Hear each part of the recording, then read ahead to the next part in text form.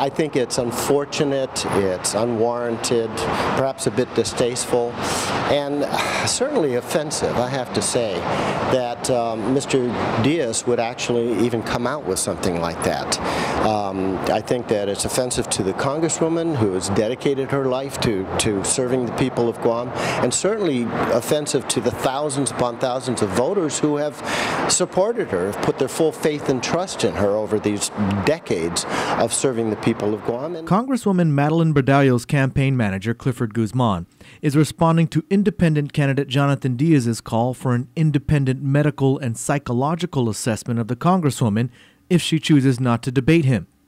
Diaz believes that if she chooses not to debate him, it's because her office is trying to hide something about her mental capacity. The issue with a psychological assessment, I'm calling her out on that issue. My grandfather suffered from dementia when he hit his 70s.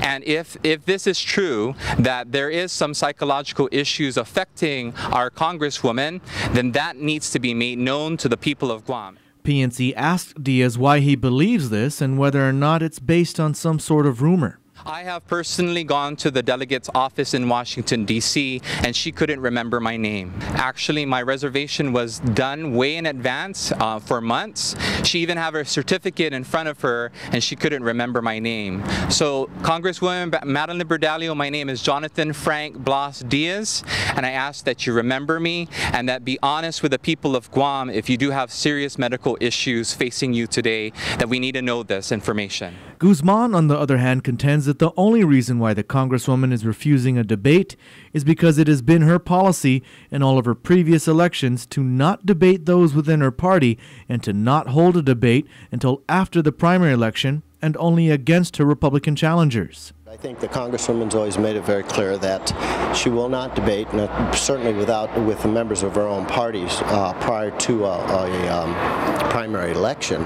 And there'll be plenty of time for the debates once the primary election is done. Standing in front of Laddistones in the Angel Santos Memorial Park, Diaz told PNC that the Congresswoman must debate with him. Congresswoman or the delegate needs to speak, and they need to come out, and they need to make sure that our ancestors are represented in this year's race.